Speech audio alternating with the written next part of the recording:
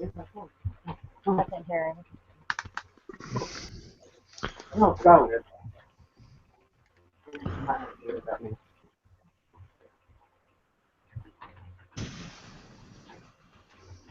Sorry, y'all. You're good. I'll just have to watch it later.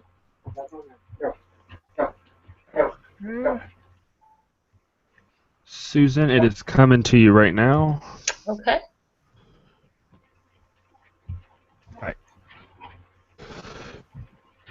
Coming to you live from Conroe, Texas, it is Reality Rules with Andrew Gibson and producer Mama S.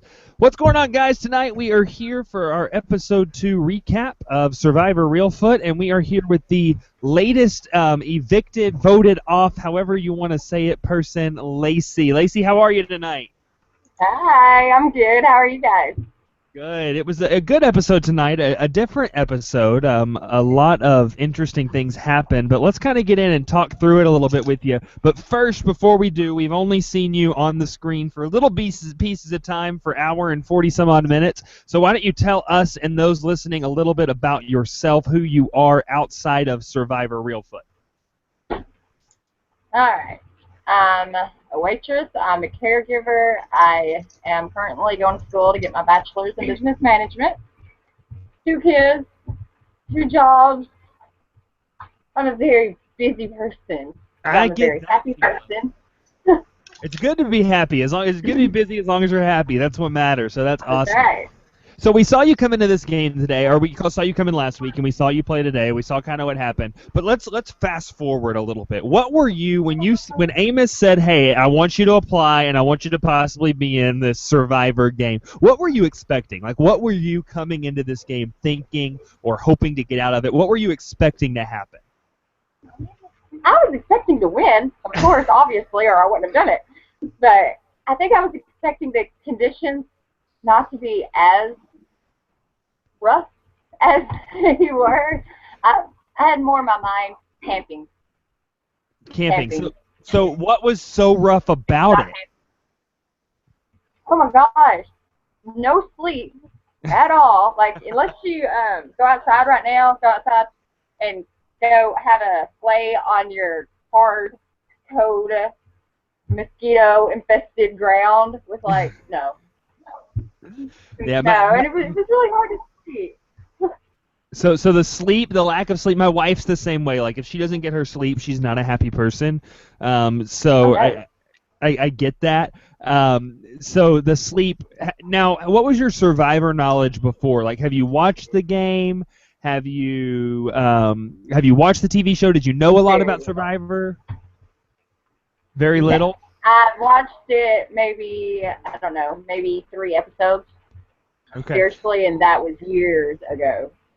So you really didn't know a whole lot of what was going on. You didn't know what you're getting into. You thought you were just going on a camping trip with some friends for the weekend. I kind of thought I did. So I was like, okay, it would be fun to, compete against people, go against people. It would be fun in games, right? Dude, people get vicious out in the wild.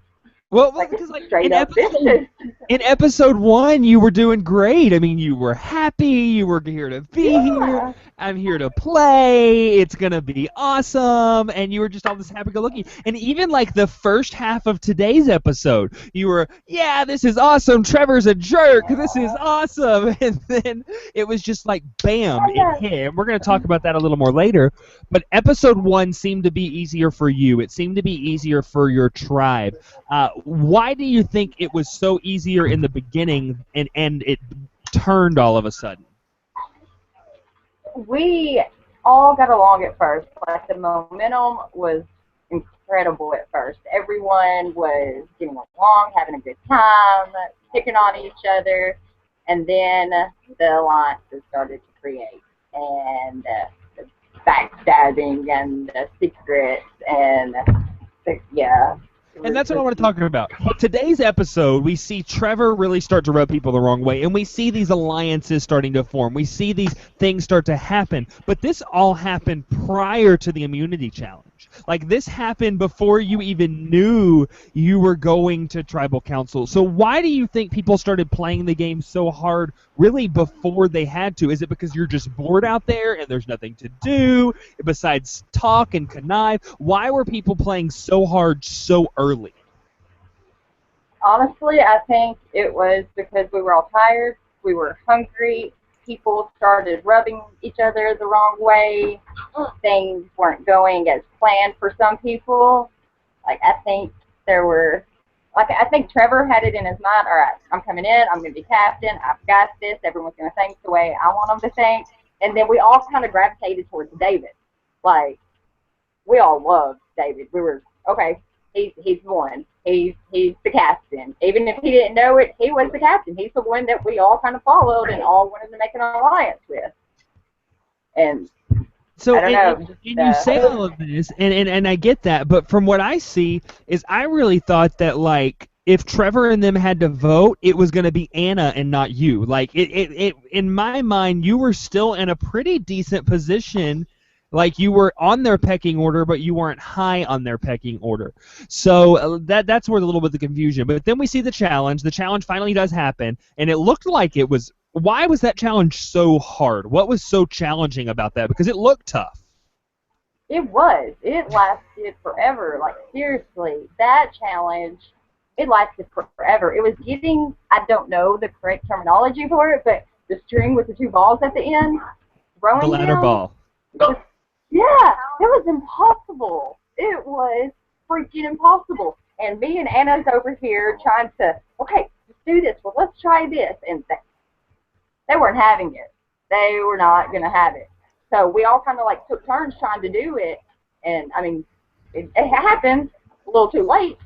So why did the other? Why was it so much easier for the other tribe? You saw Jeremy be like, "Oh, they just got lucky. They just got lucky." But the three of them got lucky. I mean, there was something involved. Why did they not struggle with it like y'all did?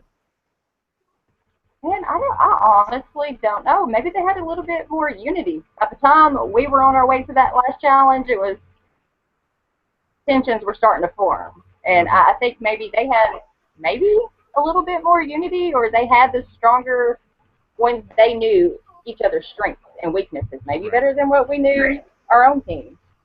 So, do you think lack of a communication was something that really hurt your tribe in that round? Yeah, okay. Definitely. Okay, so after the competition, right, you've lost, y'all go back, and you very easily, you had the numbers. Like, you, David, Maria, Anna, and Ryan are ready to vote out Trevor. And what makes you just say, like, no? Why do you quit? I mean, I know you don't quit, you get voted out, but you throw in the towel. What makes that happen? Because you could have. Myself for the good of the team. Do what? I'm sorry, repeat that. I sacrificed myself for the good of the team. And okay, so you say that, but that leads me into my next question. You sacrificed yourself for the good of the game, but do you think the ramifications of you throwing in that towel affected your allies? Because, like, David, does he need you? Does Anna need you? Does Ryan need you? So moving forward, you sacrificed it for the tribe, but did you hurt those that were closest to you at the same time? I never thought about it like that. You know, I guess I did. Really, honestly, I guess I did. That was very selfish of me. Do I now wish I would have stayed? Oh, yes, I do. After I ate me a really good turkey sandwich and drank me a Dr. Pepper, I was like, you know what? Hey, I should have stayed. I'm from the South, too, so I feel you on the Dr. Pepper. It's my high. Dr. Pepper's my high. Absolutely. So we saw it happen at the tribal council, before the tribal council, after the challenge. At what point did you decide, I'm done. I can't do this anymore. I'm going to be the sacrificial lamb. I'm going to lay my life down. At what point did you feel that? I think probably within 15 minutes of getting back to camp. I think so. After everyone started making their group, and I had been told that it was either me, Anna, or Ryan. And we all three talked about it, and I don't know. I just like, well, you know what? It's fine. I'm tired. I'm hungry. So for you, was it Was it more of the elements? Was it more of the fatigue? Was it more of the I'm hungry? Because, I mean, you seem like a tough country girl. Like, you seem like you can do this. Or was it more of, this is just not what I'm used to, this lying, backstabbing? Was it more of the emotional or the physical? It was emotional. It was a lot more emotional than what I thought it would be. It really was. So, going back to that and the emotional, did you watch tonight's episode? Yes. Yeah. Okay, so talking about the emotional, going back and watching tonight's episode after having left the game, after seeing that if you don't leave the game, you put somebody like Bailey in a really bad situation by voting out one of his biggest allies, how does it feel to hear Bailey call you the sleeping bag bitches? Are you there? Now I am, yeah. He froze for a second. I hear you a little bit. I think they froze again. Okay, you there? Yeah, I can hear you. So how does it feel to hear things like Bailey call you the sleeping bag bitches? I love my Superman Bailey, but you know what? It was right there in the heart, Bailey. Love you, but... I mean, that was, and it was in the heat of the game, and I get that. So you and Bailey are cool now. Y'all are friends. Y'all are. Oh yeah. Yeah, I love Bailey. He's funny. That's him. That's who he is. Oh, and he earlier he said bitches be bitches. Like, I mean, he used the word bitches like 12 times in the episode tonight, and I was just like, what are you this coming from? Some people have their words. I don't know. Absolutely. So, what part of this experience was the hardest for you? What's the one thing that was the hardest part about this? It's going to sound really bad, but the whole not-eating thing, I love food. I love food. I think that might have been it. And just, yeah. And the emotional part, of course, the whole backstabbing, like not knowing exactly who was acting cordial to my face, but he was going behind my back trying to plot against me. And then what do you think you learned the most from this experience? Be careful who you trust, man. You have to be careful. You really do. If you were given the opportunity to do it again, would you? Yes. I've thought about that long and hard. I would. I really would. And this time I would go in. Knowing a lot more. You were one of my favorites from the pregame. Like, I was like, oh, this girl's like tough country. Like, she's going to be great. She's going to be like this low-key kind of player, but she can really like help these people out. And then I'm just like, she's the sacrificial lamb? Are you kidding me? She laid it all down tonight. Okay, we got a question from our Reality Rules Facebook page from somebody listening. What would you have done had your alliance decided to keep you in the game? Do you think you would have continued to say, vote me out at the next tribal, vote me out at the next tribal? Or would you have quit? Or would you have really, okay, they want me here, let's play? Oh, no, I would have quit.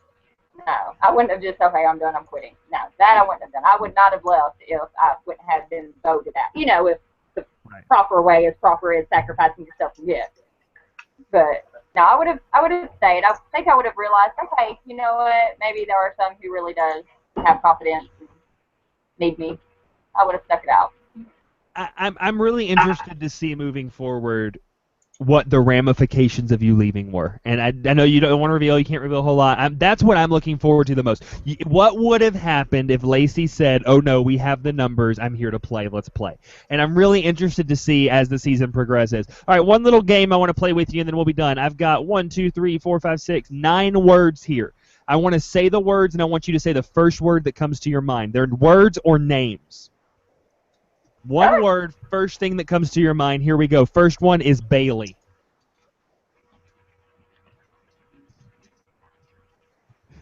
Love. Okay. I do. I love Bailey. I do. Trevor. Fuck. Love Anna. Love Trevor. Crazy.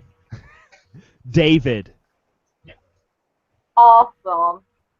Maria. Nikki. Oh. Amos. The best. There you go. Rice. White rice. Disgust. And then ladder ball. The devil. Lacey, thank you very much for being with us tonight. Is there anything else you would like to say before we sign you off from Reelfoot? Never give up. When you think you can't do it, do it. Stick with it. I swear you'll regret it if you don't. Awesome. And then we will hopefully have you back here again at the finale where we're going to bring everybody on the one call and do a reunion episode together. And it'll be a lot of fun. But thank you for being here tonight. Yay. I'm glad you played. I wish you would have lasted a little longer. One of my favorite two picks went down early, but that's okay. We'll hang in there. But thanks for being here with us tonight. Susan, did you have anything you wanted to ask? Nope, you asked all the important questions. Thank you very much, Lacey. Have a great night. You're welcome. You too. Bye. We will be back next week at the same time, same place here, as we look at the third episode of Survivor Reelfoot and the latest evicted castaway at that point. So tune in with us next Monday night at 9 o'clock. Thank y'all, and see you next time. Stay real, stay reality, and as always, try not to get voted out.